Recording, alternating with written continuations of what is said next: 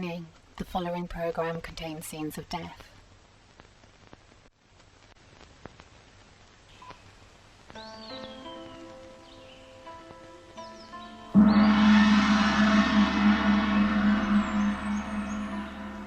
Ancient China, the land of leprechauns and unicorns.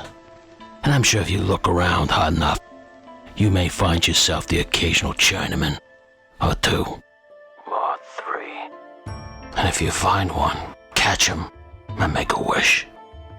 A country that's steeped in tradition, that has brought us so many great things, like Chinese food, iPhones, but also some not so great things that the World Health Organization fails to acknowledge. But I don't want to talk about that if you don't mind.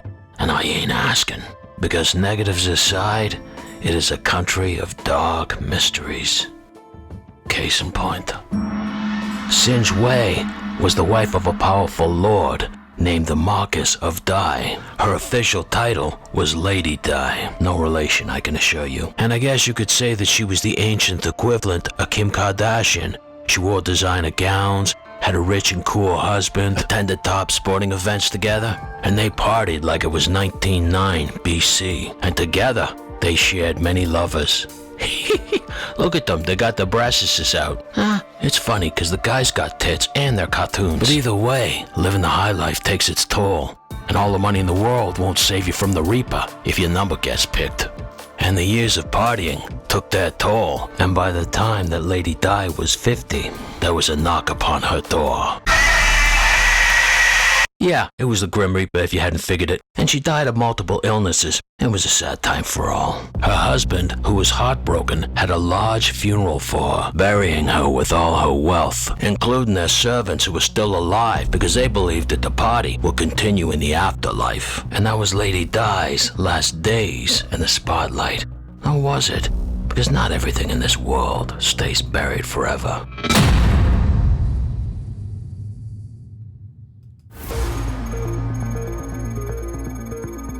In this world, there are things that go beyond our understanding. Things that our tiny minds cannot possibly comprehend. Like where does reality end and dreams begin? Between the flick of a light switch and a dream. We continually shroud ourselves in a veil of illusion.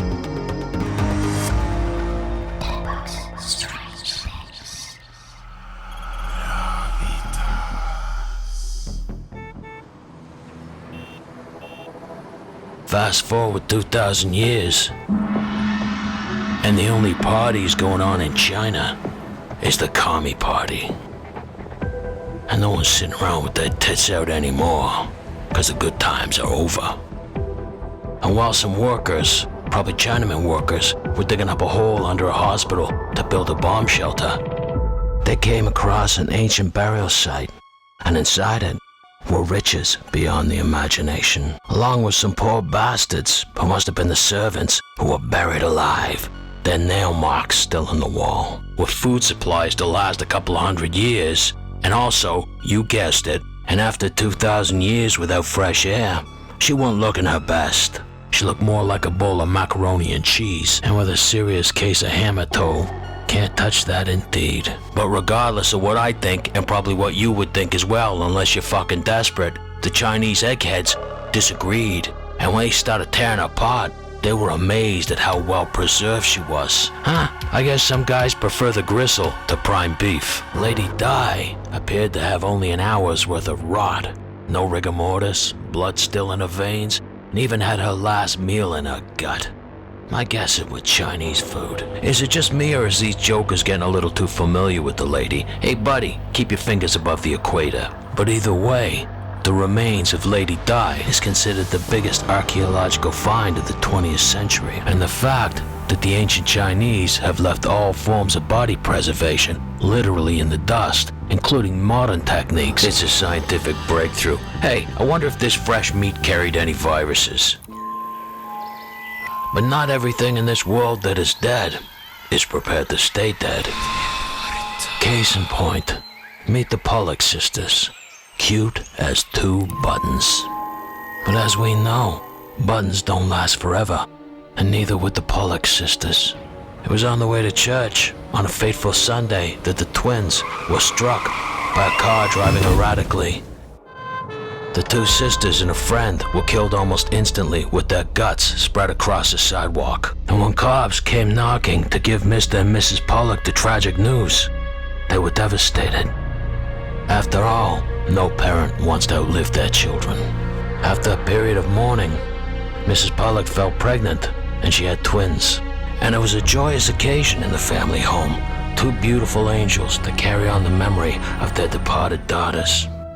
But early on, the parents realized that there was something peculiar with the twins. Although identical, they had separate birthmarks, which was rare. But even more bizarre, these birthmarks mirrored the scars on their dead sisters. They also had asked for their dead siblings' favorite dolls by name. Dolls that they had no prior knowledge of and that had been stored in the attic since their death. The pair were also terrified by roads and cars, and would break down in tears at even the sound of a horn.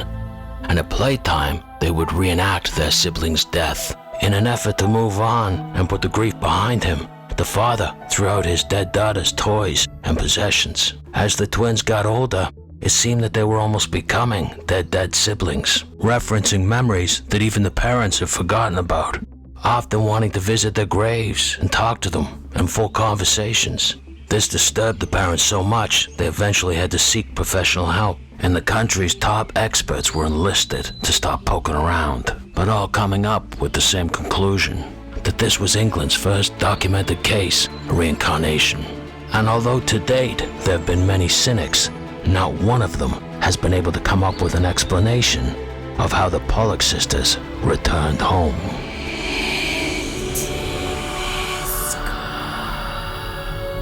Almost every day of our lives, we are exposed to one form of brutality or another, and lives being cut short in the most horrific of fashion, where we can almost become immune to it.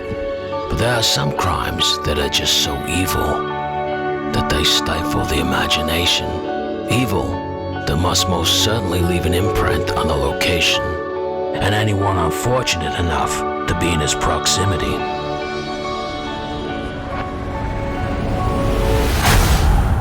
Case in point.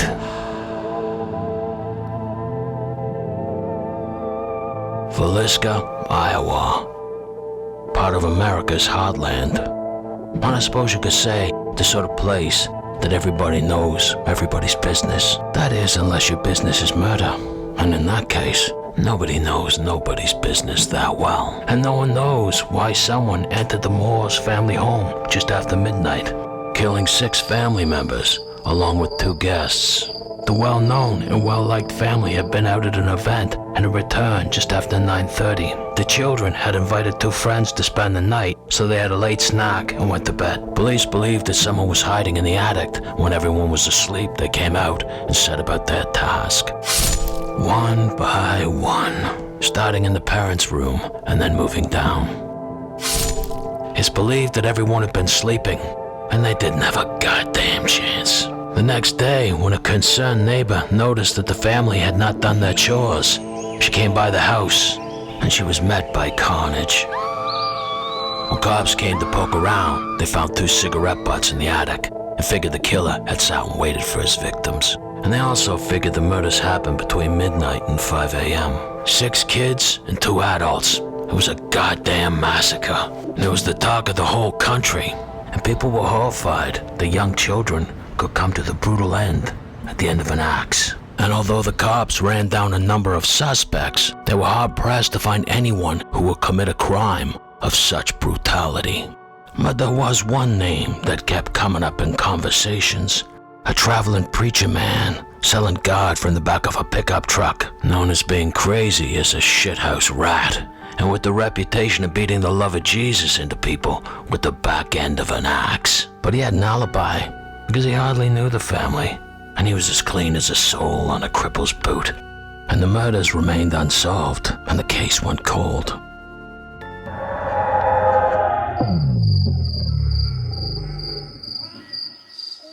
Kids singing at night, ghost sightings. The owners couldn't give the house away. I guess no one wanted to build a life on death. Even the town became deserted, with long-established businesses pulling up roots. Nearby residents were virtually giving their property away to get out of town, and the only visitors were thrill seekers and ghost hunters. It was around this time that a clever entrepreneur took over the house and started charging people to stay the night so they could get their paranormal rocks off. It was on one fateful night that a ghost hunter named Robert Larson, along with his elderly parents, decided to visit and spend the night at the ghost house. At first, as Robert went room to room with his ghost hunting gadgets, he seemed pleased with the readings, and he believed that he'd filmed a floating orb that he figured was a spirit. But then all of a sudden the temperatures dropped, and almost instantly it became freezing, and the batteries drained on his camera and other devices, and he decided to call it a night, needing to return to his room to charge the batteries for the next night's hunt. It was only an hour later, about 11:30 at night, that the curator of the house heard a scream. Like a bitch, my words, not his. And when he ran to the room where the scream came from, there, lying on the floor in his underwears, a knife stuck in his chest with blood spurting everywhere, was Robert Larson. When paramedics arrived, they said that Robert had stabbed himself with a large knife, and they rushed the man to hospital, where his life was saved. Since that fateful evening, 37-year-old Larson has curtailed his ghost hunting pursuits and refused to speak of the incident or the orb that he saw. He also refused to share why he was screaming like a bitch.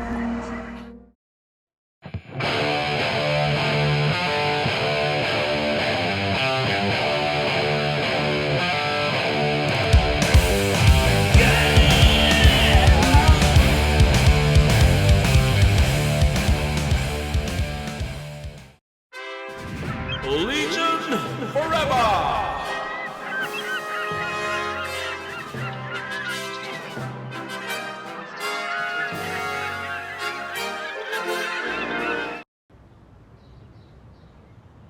Deadbug says, no more.